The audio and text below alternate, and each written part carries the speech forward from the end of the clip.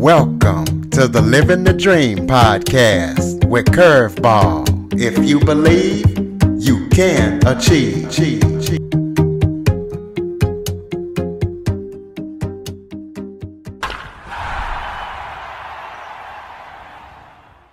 Welcome to the Living the Dream with Curveball podcast, a show where I interview guests that teach, motivate, and inspire.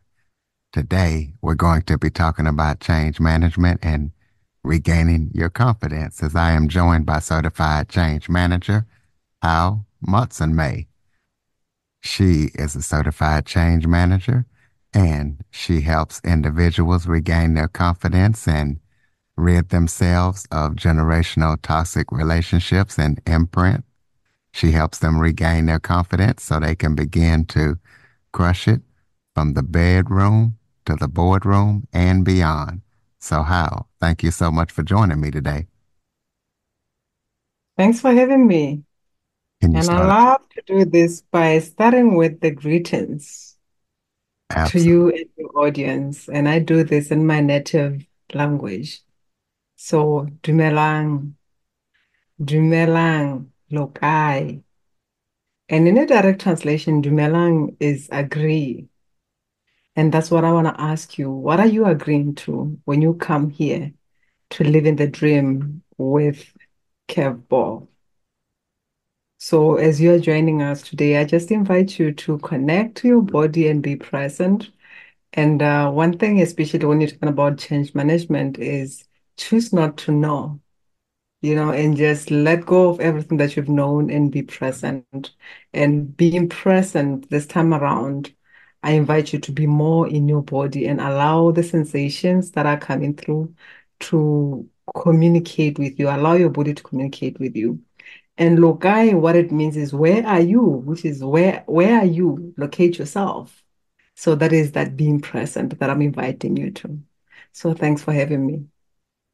Absolutely. And we call her Hal the Queen. So, can you start off by telling everybody a little bit about yourself? I love that. How the queen. I am the queen, and we are all kings and queens in our own right. But I grew up in a family, a very African traditional family, and when I came through, I came with this entrance, the big entrance of here I am, I'm the queen.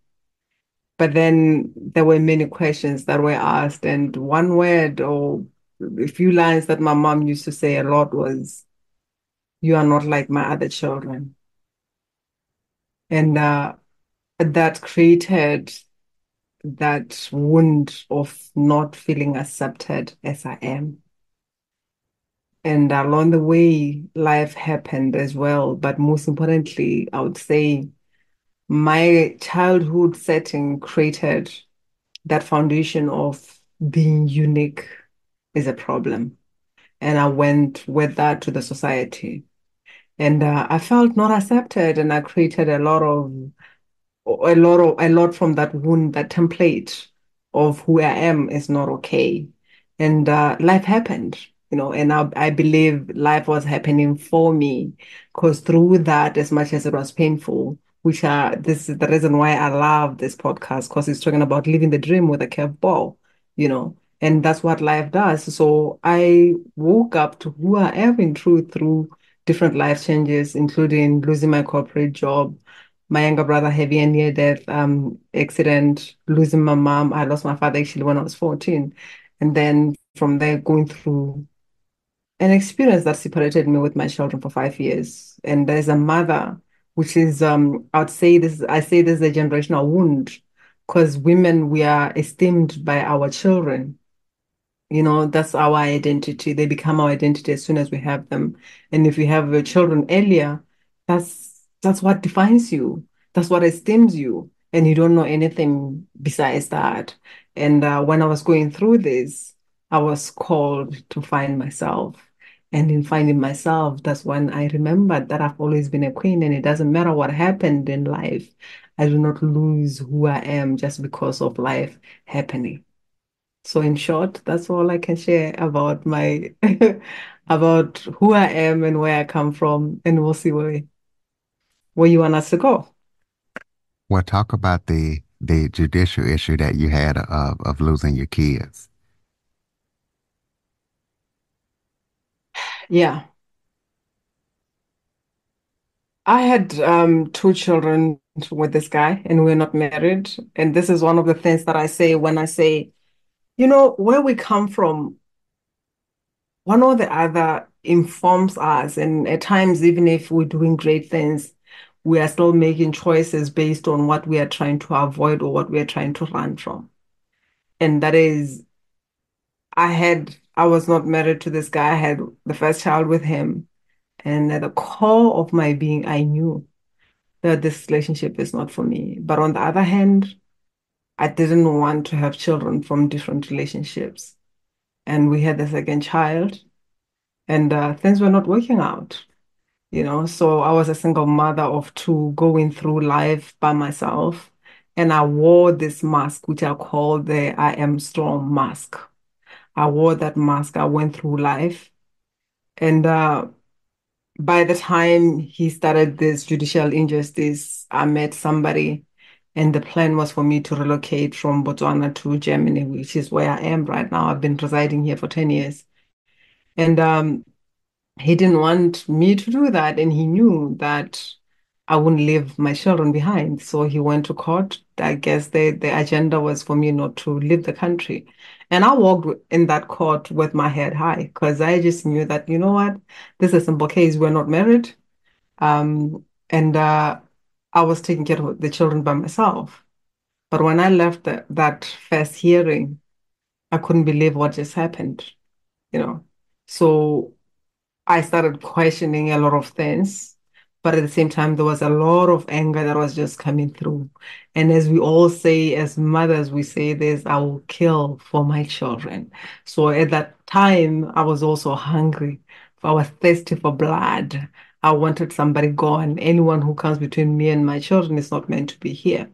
But life was here to teach me a different way of being, like literally, because I went through that situation. Everything was against me, even though it was simple. But the main thing that came through, especially when you're talking about a mother and her identity and her children, when you're saying I've been separated with my children, people raise eyebrows. They are questioning your motherhood. It's different from when somebody's talking about the loss of someone who died, because in that sense, we understand like it's God's will. What can we do? So there was that shame that came with that. But still, I relocated and I went through with my life for that 5 years, still fighting for my children while I was here, but nothing was working until I received a call one day, and my ex-boyfriend said, "You may need to sit down for this one." And he just told me that I don't think Fiona will walk again because she just had, and she was bitten by two Rottweilers. It was like a day before her birthday before she turned 9. And that was a moment when like every anger and everything in me somehow just dissolved. And I remember the words that I said were, I don't want to be strong anymore. I was tired of being strong. And for the first time, I allowed myself to feel deep emotions, deeper than just the anger, because anger is just like just opening the bottle and allowing a little bit of air to come out. But I allowed myself to go deep. Yeah.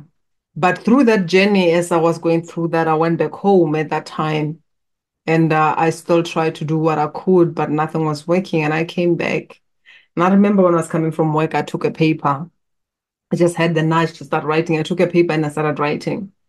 And the words that came through were, who are you without a job? Your husband, your wife, your mother, your father, your church, religion, all those, there were like lots of questions that we identify with as humans. So I started writing all of that.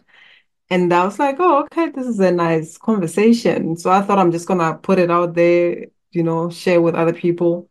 But at the end, it said, who are you without your children? That's when I stopped and I started crying. I didn't know who I was. And this is also an invite to everyone who is listening. Who are you without anything and everything that you identify with? Do you have your own individual connection to you besides all the things, whether it's material or other people that you identify with? So that was like the beginning, because as I wanted to go and hire the eighth or ninth lawyer, I've lost count by this time. The words that came through was the odds are against you. You're not gonna win. You're not gonna win. So I asked, what am I gonna do then? What should I do? And I was told you need to forgive. I just started laughing like a crazy woman. I laughed with tears strolling down my cheeks, and I said, "That's crazy. Do you know what really happened? Do you know what this guy did?" And the next response was, "Do you really want your children?" And at that moment, I paid attention. And I said, "Yeah, I do." Then you better do the work. And I said, "I don't know how to forgive." And I'm sharing this because often we go through stuff. And when someone speaks about forgiveness, we just like, I have forgiven. And I hear this often, I have forgiven, but it's coming through with a lot of emotions, anger, and all that that is being carried through even that word. Or we can just say, oh, I'm gonna forgive this person and move on. It's not a mental game because there's a lot that is going on. And the most important thing is to honor the part of us that is hurting at that moment. Because I was asked to go through this journey, my higher self, higher intelligence, inner voice, inner intelligence, whatever you call it. For me, it just guided me to sit and allow. And I dedicated time to sit in a meditation. And I didn't know what I was sitting in for because that was not the logical way of doing things. And the question that I ask is, how would I know that I have forgiven? Because I don't know what you're talking about. That house will change and you'll have your children. And I don't know when the shift happened, but what I know is I remember the time when I sat in my altar.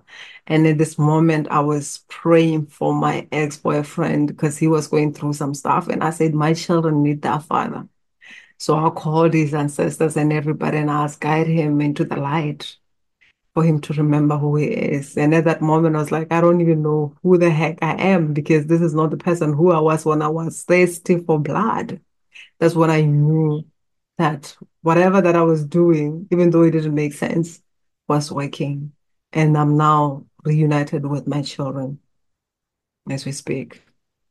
They've been with me for 5 years. Well, congratulations on that. Thank you. Tell the listeners what made you want to go into this special niche of healing.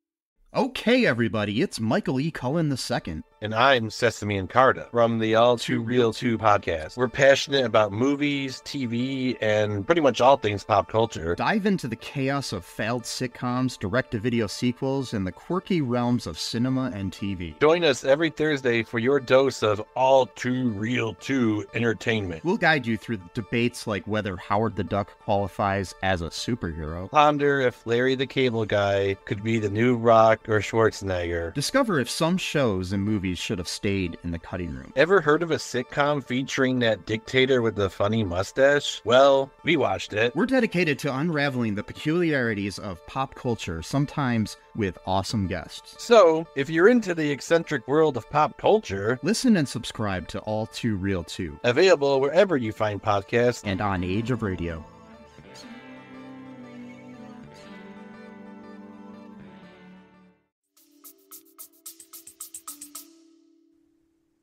That's a great question.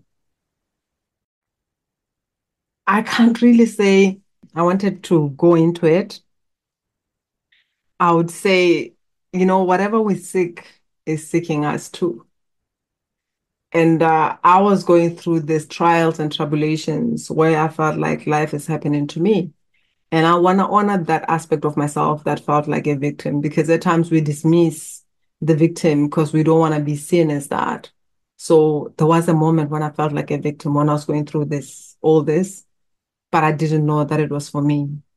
And as I was going through this, the words that came through is it's time for you to do what you came here to do. And actually, what happened, it was like a vision. I was just lying in bed and these words came through you. It's time for you to do what you came here to do. And I asked, what is that? And I remember I had this experience, out of body experience. And at that moment, I started connecting with everybody's emotions. It's kind of like I was just pulled through in a pool of emotions for in everyone who is in the world. And it was excruciatingly painful. And afterwards, I was brought back into my body.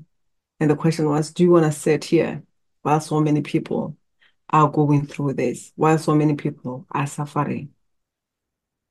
And I didn't know where I was going to start, which is what I started. What am I going to tell people even when I talk about this? Teach them a new way of being. Those are the words that came through.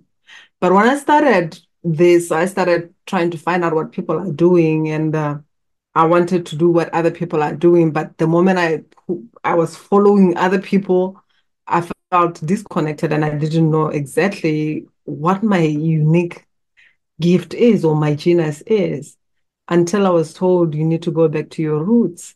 So I started pulling back and connecting deeply with my roots, which is ancestral lineage. And that's when I started connecting with this inner knowing. Because whatever that I'm doing and whatever that everyone is called to do, it's ingrained within that being, within that personality, within that DNA. So it's a matter of going in and accepting who we are. So this niche, especially healing, breaking free from generational ancestral patterns and imprints, it's basically where we create life from, the old templates that we are born in. And if you just continue with whatever that you carried, including your name, then that's why some things happen. Because even when I went back to my roots, I got to understand and heal some deep hidden stuff that were a pattern that my parents also played in or repeated, and I was also creating from that.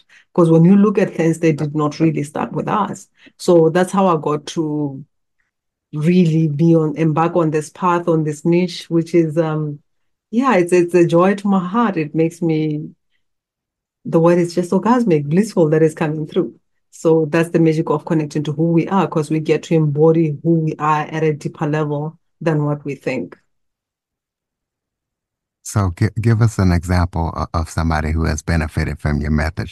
Somebody who has been able to transform and get rid of the generations of toxic relationships. Yeah. I had the different people, but what is coming through is this amazing woman who, she was amazing in so many ways, but she experienced, I'm just gonna start where she started, what she thought it was a problem, where she went through, she was working somewhere and there were some problems which resulted in her quitting her job, and she quit her job and just stayed home with her husband and her children. But still, there was a part of her that felt like this cannot be it. I did all this schooling, going to work for all these years, and now this is where I am. But she knew that she didn't want to go back to work because of the experiences that she had. So when she came to me, her pain was money. As many people can relate. It's kind of like, I need money. So the first thing that came through in the first session we had, it was more like her father, like I was led more to her father, and I said, oh, the moment you stop resisting and denying your father, then you're gonna have your flaw. And she was just laughing like, no, that's not gonna happen. So we dive deep, and here are the things that we found, which is like part of the core of what I do. She was in this war with her father, but it was not about her and her father. She was basically protecting her mother. So she took all the imprints or whatever that her mother was not processing, and she kept it.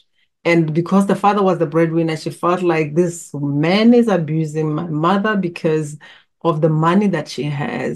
And she interpreted that money is this evil thing, or the part that is oppressing other people. And she didn't want anything to do with that. So the relationship with her father of this man is bad, whatever, it was more like money is bad and all that.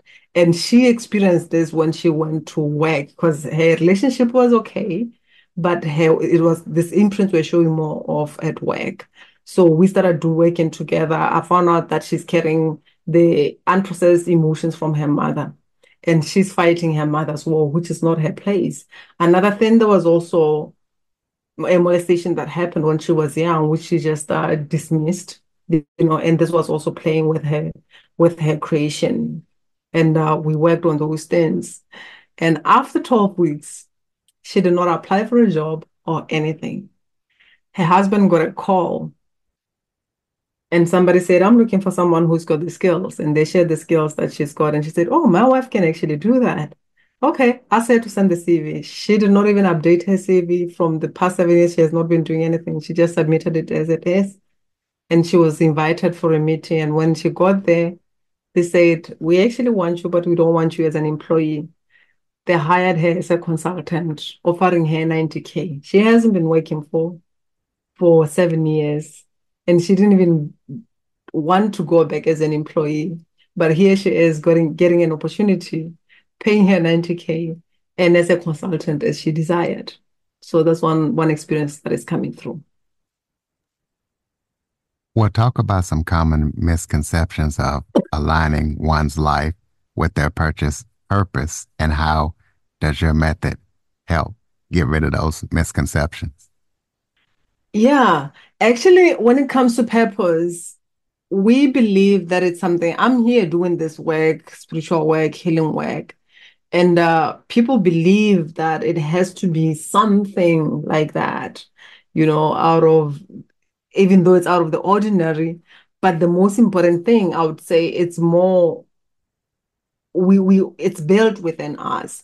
There's people who may be doing something that is their purpose, but because they are not connected to themselves, they are not able to embrace. They just know that, okay, fine, I love doing this, but they don't embrace it at a deeper level. And purpose is also something that I would say we are doing on a daily basis. The question is, are we being our true self? Because when we are with our children, especially those people that are mothers, those who love to just be home and nurture and all that, there is something that they are doing that is beyond that, and that is beyond just the mothering role as it's taken for granted, right? So the skills and whatever that they do, it's something that is built within them. This is why for them it's kind of like, I just love to nurture, I love to take care of people and all that. When they develop it, even if they want to use it or want to be paid for it, they can be successful in that. So the most important thing is connecting deeper to ourselves. And because I think everybody knows what they love to do, even though because of the systems, we don't really get to somehow. This is what I say.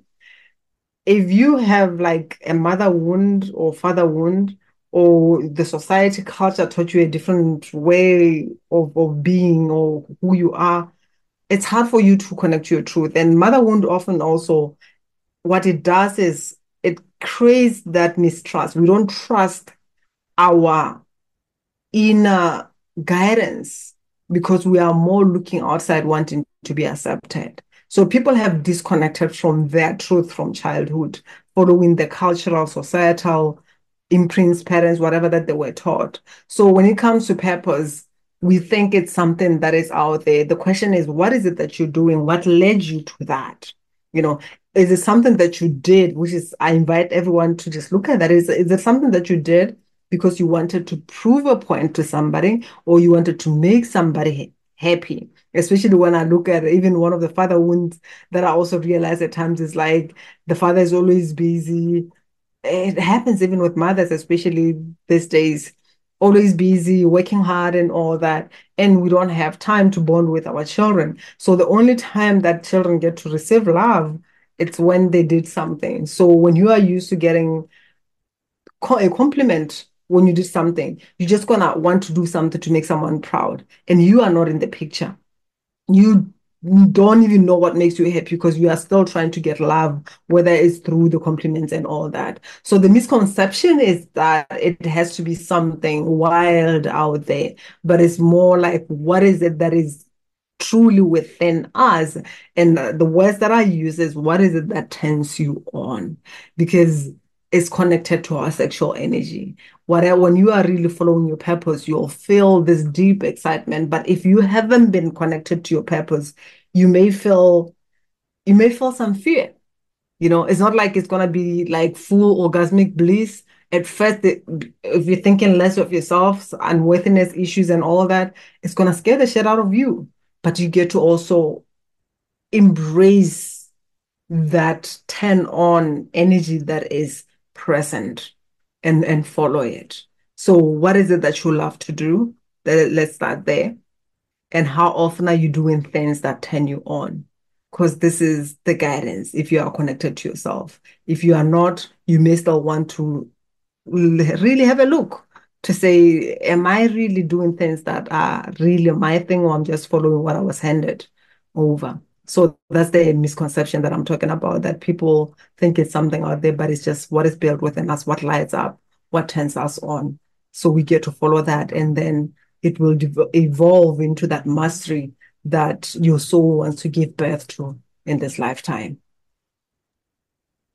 So talk about how you use African ancient quantum medicine in your practice, and how that differs from the traditional form of healing. Mm-hmm. That's a great question.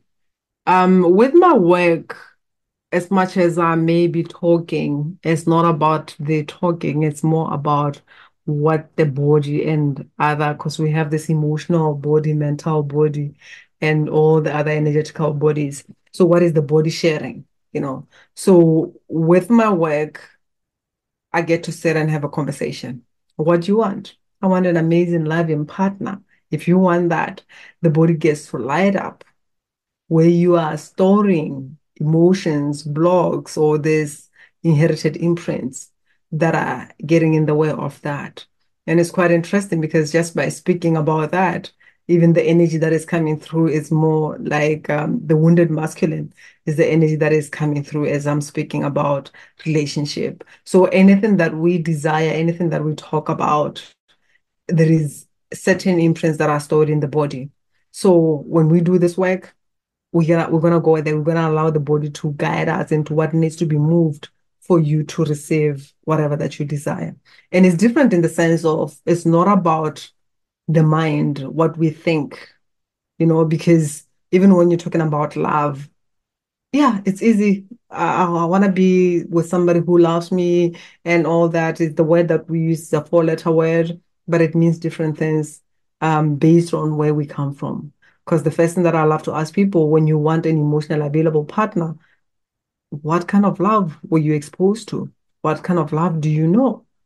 Because our nervous system craves what it knows. When somebody comes here, somebody who is more like who provides that healthy relationship that you need, they're gonna turn you off because what turns you on is what you know. Somebody who is bringing the toxic imprints, that's a person who's gonna be like, oh my God, this guy here, because those are the imprints that are your nervous system craves that. So the difference with my work is I don't work with the mind.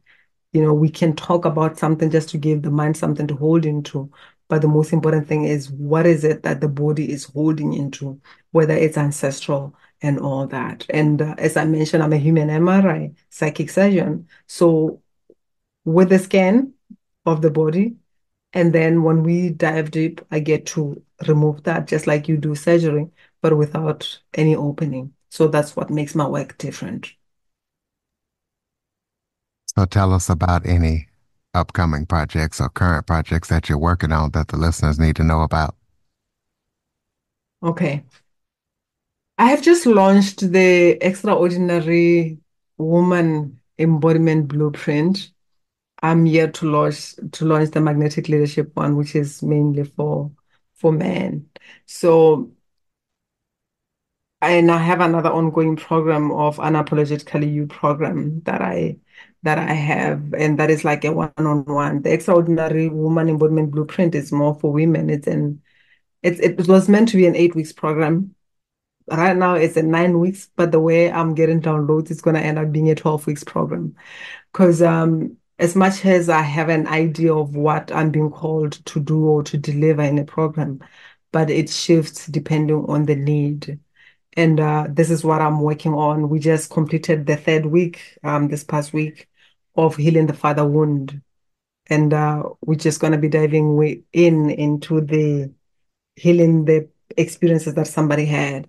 So those are the ongoing programs that I have that are currently running. But the Unapologetically You is more of a one-on-one session where somebody wants to dive in by himself or herself, and we get to look at what is needed. It's customized. As much as I can give an example of what we work about, which is like the first thing is freedom of individuality. And when I talk about that, I'm talking about disconnecting from old templates, and it's deeper than just ancestors. It's even in your name. What are the imprints that have been passed over many generations as we passing over the name that you are carrying?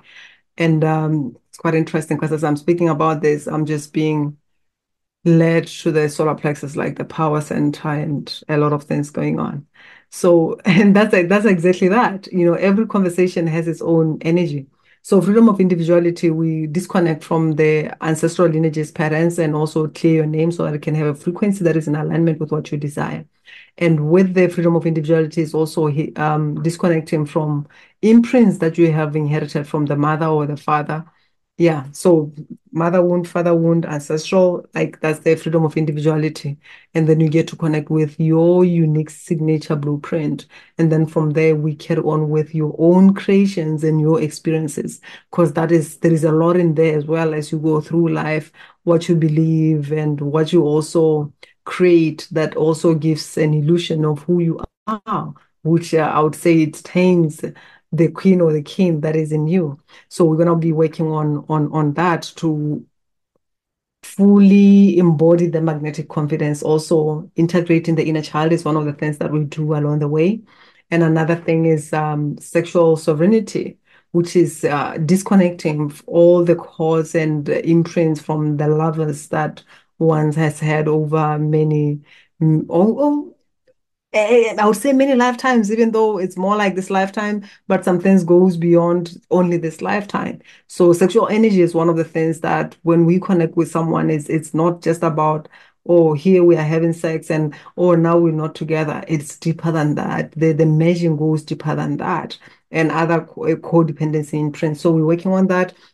And one thing, this is also what makes my work special that I didn't mention. I talk about embodiment, that is bringing people into the body. Because you may have done a lot of work, but you have not fully embodied your sexual sovereignty, and you may have done the work while you are out of the body because people go through different experiences.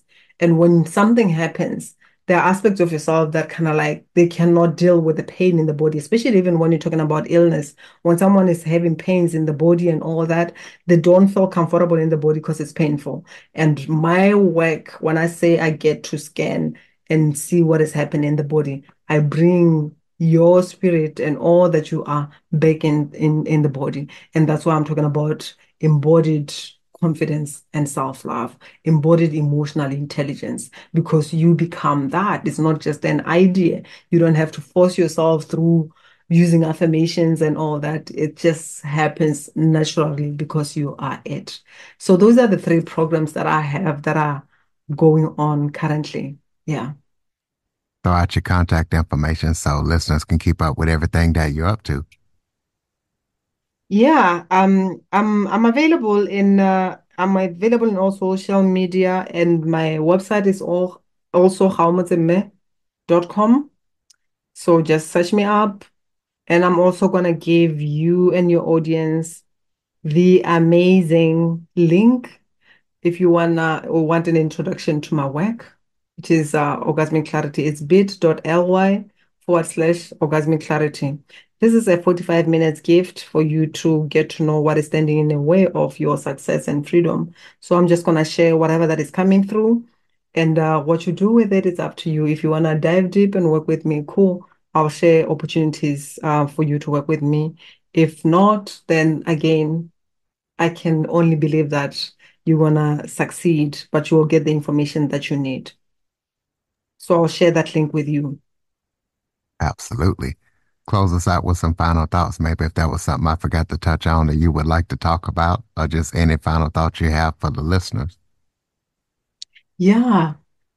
You know, as I'm speaking about this work and just us going through life and even the personal development and all that, there is this, I would say, positive toxicity, which is more like chasing positivity. I want to be positive. I want to be positive. And being positive is a great thing.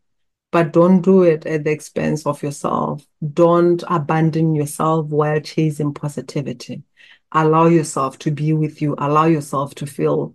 Emotions are the evidence of life. When you disconnect from your emotions, you are connecting from life because emotions informs us where we are not in alignment with life.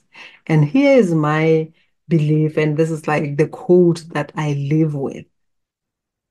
The level that you are not fully free is the level that you are not fully joyful. And that is the level that you are not fully loving. So my question to you, just to sum it up, where are you not being free to be yourself and honestly free with? Because you know that whoever that you allow to see the person that, yeah, you can fully unleash all of you around that person and what's possible if you can allow yourself to be all of you at all times, you know. So that's just one thing that I want to say. So allow yourself to be fully free, embrace the freedom, and be joyful and be fully loving. All right, ladies and gentlemen, there we have it. Queen How. Please be sure to check out our website, check out the link. Please be sure to follow, rate, review, share this episode to as many people as possible. If you have any guest or suggestion topics, cjackson102 at cox.net is the place to send them. Jump on your favorite podcast app, give us a review, follow us. As always, thank you for listening and supporting the show. And Queen How, thank you so much for joining us. Thanks for having me. For more information on the Living the Dream podcast, visit www.djcurveball.com.